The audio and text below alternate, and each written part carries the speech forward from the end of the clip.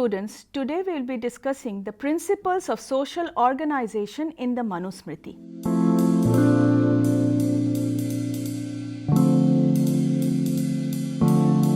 The basic objective for today's discussion is to understand the nature of social organization in the Hindu society, the justification of Varna system in the Manusmriti, and the relationship between state and society. For the convenience of analysis, the entire discussion would be divided into certain broad segments. We would start by introducing the text, then we would move on to the functional division of society, then the justification of customs as the basis of society, and family and its significance in social organization. Manusmriti is the oldest and most authoritative text on Hindu social organization. In fact, Manusmriti is also known as the Manav Dharma Shastra. Legend has it that Manu was the first legislator who laid down the norms for social life and organization. Sir William Jones assigned the time of composition of the text to a period of 1250 BCE. In the present form, Manusmriti is dated sometimes around the 5th century BCE. Some historians also have estimated it to a period between 200 BCE to 200 CE. Manusmriti is roughly composed around the 200 CE. Now, although highly disputed about the time of composition, but Manusmriti is considered to be the most important Dharma Shastra, the most authoritative text on the organization of social and political life of ancient Hindus. In fact, it is one of the greatest treatises on statecraft, administration and social organization.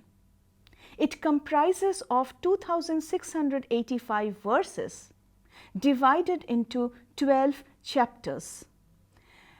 In fact, it is considered to be the greatest book on social organization because it contains the social obligations, rules, traditions of various castes and individuals in the ancient Hindu society.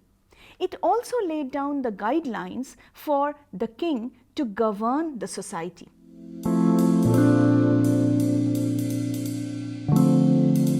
Now, let us try to understand the text. The text comprises of 12 chapters. Chapter 1 speaks about the problems of creation. Chapters 2 to 6 speaks about the various ashrams in a man's life, the various stages of an individual. Chapter 7 speaks about Raj Dharma. Chapter 8 speaks about civil and criminal law. Chapter 9 speaks about divorce, inheritance, property, sharing of property and the like. Chapter 11 speaks about the various kind of penances and the evil consequences of sins performed. Chapter 12 speaks about the doctrine of karma, rebirth and the relationship between karma and dharma. Let us come to the features of social organization as enunciated in the Manusmriti. Manu justifies the Varnashram system. He believes that a social ordering is necessary to keep the individuals within certain binds and limitations. Manu emphasizes on the need for dividing society on the basis of an identifiable criteria. The duties of the 4 Varnas are complementary to each other. Since the executive capacities vary from person to person, the functions that you perform in society would also vary. People must be given different powers and stations in proportion to the qualities and talents that they possess. This was the basis of the functional division of society. Let's come to a detailed analysis of Varnashram system, which was the basis of the Hindu society. Manu divides the Varnas into 4 main castes: Brahmins, Kshatriyas, Vaishyas and Shudras. While the Brahmins are devoted to knowledge and pursuit of virtue, Kshatriyas are devoted to the protection of others. The Vaishyas are devoted to trade, commerce, agriculture and cattle rearing, while the Shudras are devoted in the service of others. Thus, the 4 Varnas have 4 distinct functions to perform in society. This is very similar to Plato's division of society into guardians, warriors and artisans. Let us now move on to the qualitative division of society as justified in the Manusmriti. Manu emphasizes the fact that in this functional distribution there is an implicit social hierarchy in which the Brahmins occupy the topmost position in the hierarchy, the Shudras the lowest. The Brahmanas are considered superior because they are supposed to be completely selfless in their pursuit of knowledge and wisdom and are concerned with the welfare of others. Second in order are the Kshatriyas, who are entrusted with the task of protecting others. They are also supposed to be in selfless action for the others. Third, the Vaishyas are mostly considered to be in pursuit of wealth and various trade businesses, and they contribute to the treasury of the state. Shudras are in the realm of necessity and therefore they serve the rest and are considered to be service providers. Livelihood is a social function, and if you look into the Varnashram system, there is the explanation of livelihood of these 4 castes. According to Manu, the Brahmin should earn his livelihood by performing yagyas and teaching. A Kshatriya should earn his livelihood by protecting the subjects. A Vaishya should earn his livelihood through agriculture, cattle rearing, trade and business. A Shudra should earn his livelihood by serving the others. But none of them should participate or take recourse to untruthfulness and indolent actions. Let us now come to another important aspect of social organization, and that is Grihastha or householder. In fact, this is the second stage in the journey of a person. The second stage in the 4 ashrams of a man's life. Manu emphasizes the fact that the householder has to perform certain very important obligations, and his contribution to society also depends on the performance of these functions. It is the duty of the householder or grihastha to maintain the livelihood of all the family members and give donation according to one's capacity. A householder is entrusted with the responsibility of maintaining amicable relationship with one and all. He is also entrusted with the task of performing 5 great sacrifices on a daily basis. They are teaching and studying, which is the sacrifice to the Brahman. Second sacrifice is the offering of food and water, which is Tarpan, the sacrifice to the mains. Third, the burnt oblation, sacrifice offered to the gods. Fourth, Bali, which is the sacrifice offered to the Bhutas. And finally, the hospitable reception to the guests and offerings to Atithi. These are the 5 great sacrifices to be done on a daily basis by the householder. Manu also emphatically mentions that there are rules for everyone. Nobody is outside the rules of society. It clearly enunciates the good and bad qualities of human actions and the immemorial rule of conduct to be followed by everybody inhabiting the state and society.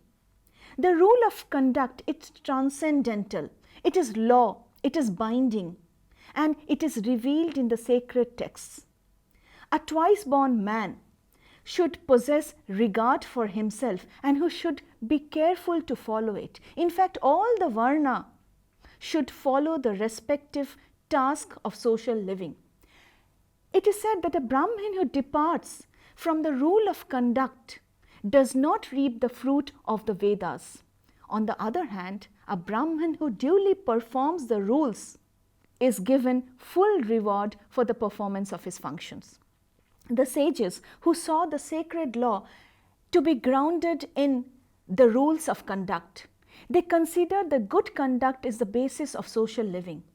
The creation of the universe, the rules of sacraments, the ordinances of studentship, the respectful behavior towards gurus, there are rules for everyone.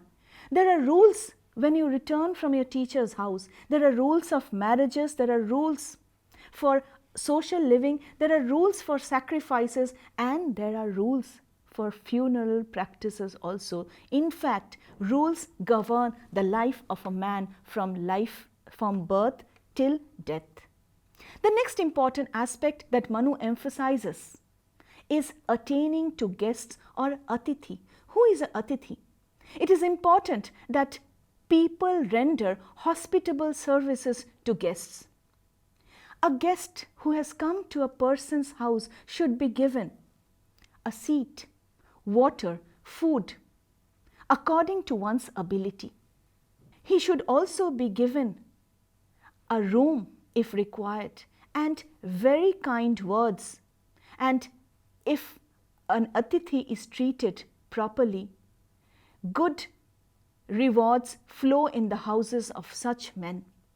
One must not consider a guest if he lives in the same village, nor one who seeks his livelihood by social intercourse, even though he has come to the house of a person. So, if people are living in the same villages, they are not guests. A guest is a person who is sent to another village, to another person's house. Manu says there are some ways of attaining to guests. A guest who comes during the time of the setting sun should never be driven away by a householder, whether he has come during supper time or during an inopportune moment. Such an atithi or guest should be treated amicably and with the best of intention. The householder should give a proper reception, and if he does so, he procures good life, fame, and heavenly bliss. Manu says that there are certain guidelines to be offered to guests. Let a guest be offered seat, rooms, beds, attendance, and he should be given a proper stay in the home. Depending on the level of the varna in which the person is situated, he should be treated accordingly, but no one should be out of service from a householder. A Brahmin is the highest in the social hierarchy, but that does not mean he can do whatever he pleases. A Brahmin shall not name his family and gotra in order to obtain a meal, for he who boasts of his family gotra for the sake of food and meal is not a wise Brahmin. A Kshatriya who comes to the house of a Brahmin should also be treated as a guest. If the Kshatriya comes in the manner of a guest, the householder may feed him according to his desire. Even a Vaishya or a Shudra who has approached the house of a Brahman is a manner of a guest may not be treated in a different manner, but they should also be treated properly, amicably. They should be treated with a compassionate disposition. Without hesitation, a Brahmin should give food to everyone, even before his guests. If people like newly married women, infants, sick or pregnant women come to the house of a family, they should never be turned away, but should be given proper food and rest. The next important aspect that Manu emphasized in societal living is the balance between dharma and karma. Manu explains the concept of social order in terms of a comprehensive relationship between these two. According to him, social order and harmony can be maintained only when all the four varnas perform their respective functions. Dharma was the guiding principle for the entire varna system. Each caste was supposed to follow the varna dharma. Even the Raja was not outside the dharma, he was guided by Raj dharma. Manu puts all the occupational varnas under the umbrella term Shudra. He tried to create a pluralistic society by offering special hereditary occupations and cultural freedom. So he justifies the caste system, the varna system, in terms of their functional orientation. The next important aspect of society was family, and family was considered to be the basis of society.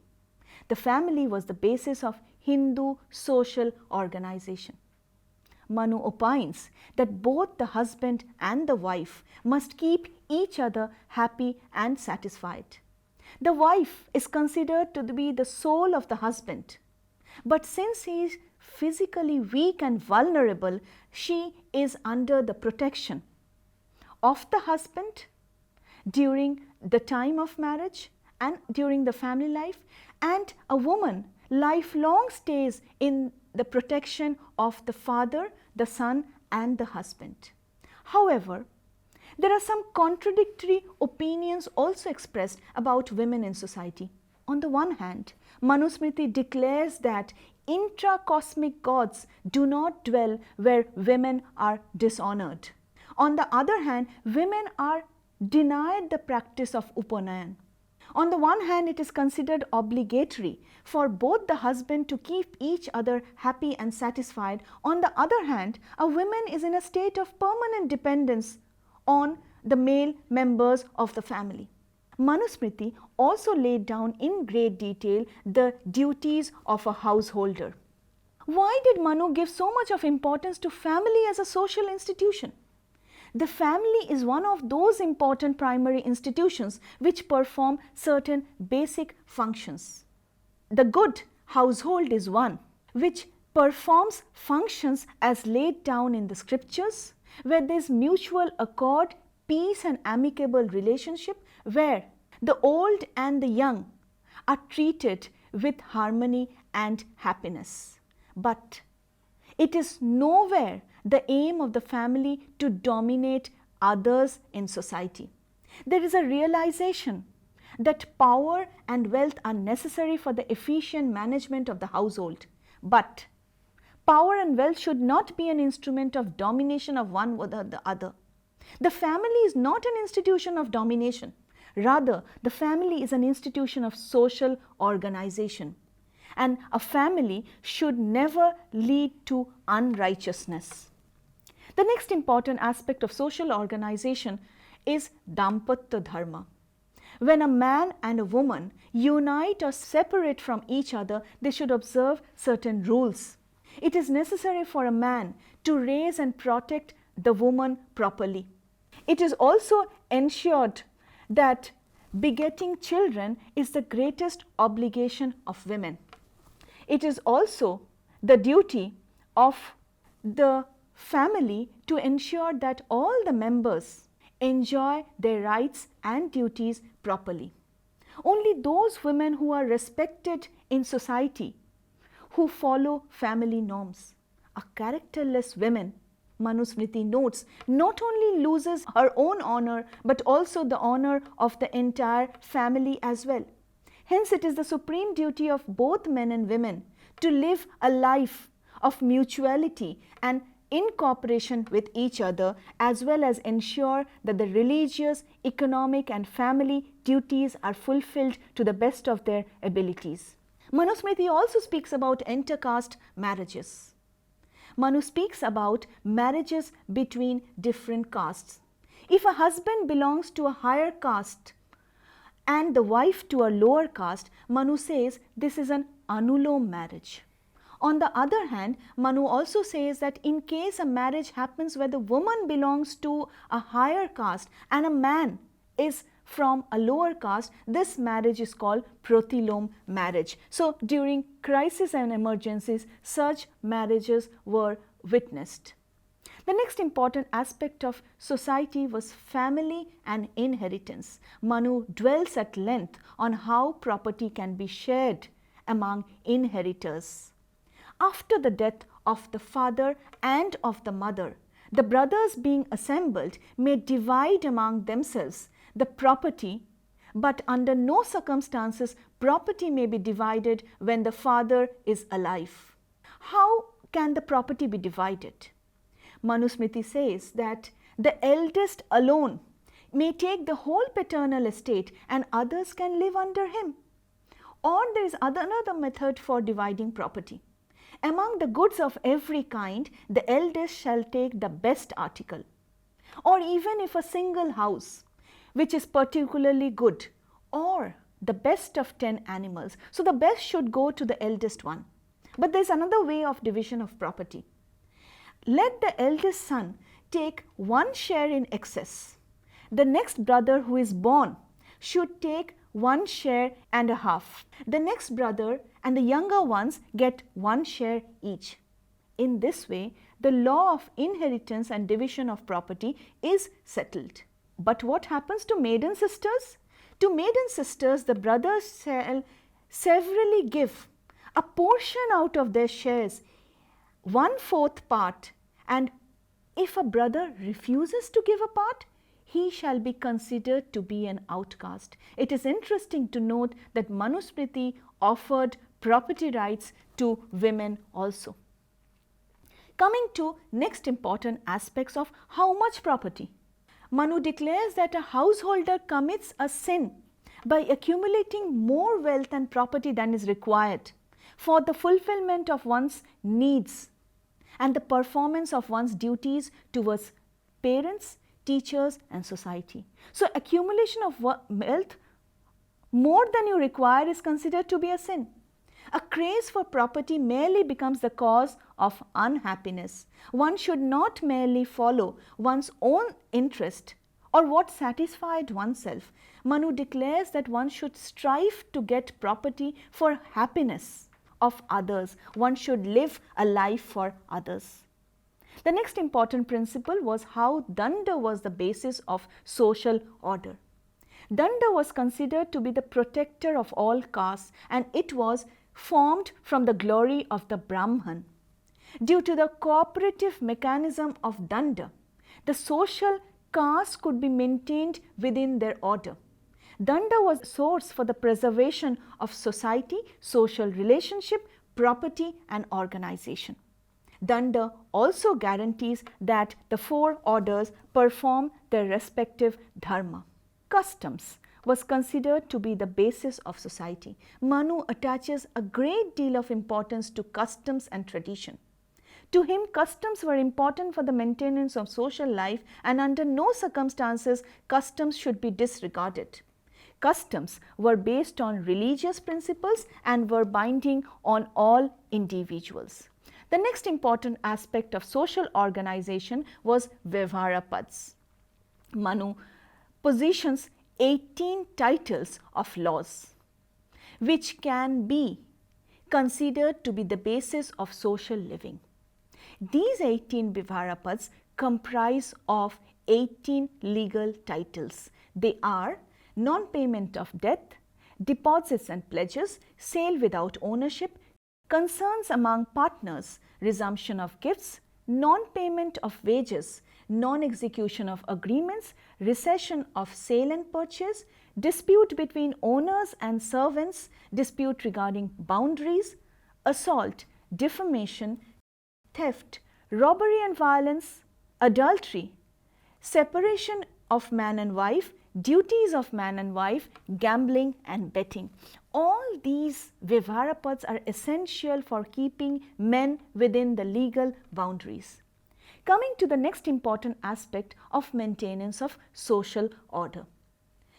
Manusmriti emphasizes on the duties and modes of gathering subsistence for all the people. Manu speaks about the laws of what to eat, what is forbidden, how men can be purified, what are the laws concerning women, what are the laws of hermits, what are we supposed to do, not supposed to do, how can we get final emancipation and renounce the world, what are the duties of the king, what are the duties of the king regarding lawsuits, how are the functions of council of ministers to be determined, what are the rules for examination of witnesses.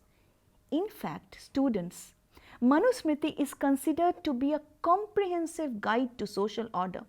Manu was of the opinion that if the society lived in harmony, if there was balance, administration, governance can be well maintained, because it is these people who comprise the citizens of a state. So if individuals follow the rules of society, it would be very easy for the king to govern the state.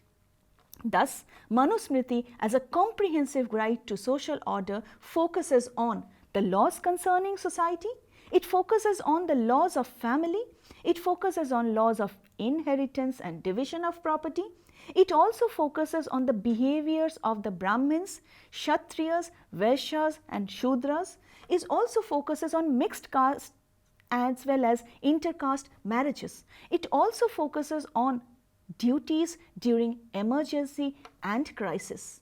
In fact, Manu also speaks about karma, life after death, rebirth, the concept of bad karma and how we can't be absolved of the sins of a bad karma.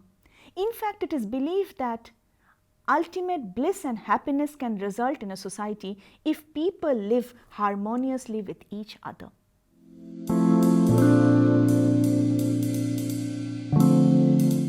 Let us summarize, students, what we have studied within the principles of social organization. We found how society was the basis of state, how Manu emphasized on the Varnashram system, the 4 castes, the duties of the castes, the duties of the Grihastha, householder. We also studied how social laws and customs were the guiding principle of social and political life. We also studied the functional division of society. We served as an aid to individual progress. We also studied the significance of family and customs. We also studied the relationship between dharma and danda. Finally, students, a sound polity can only be created when we have a sound and harmonious social system. That is the reason why Manu emphasized on the societal organization as an aid to a sound political system. Thank you.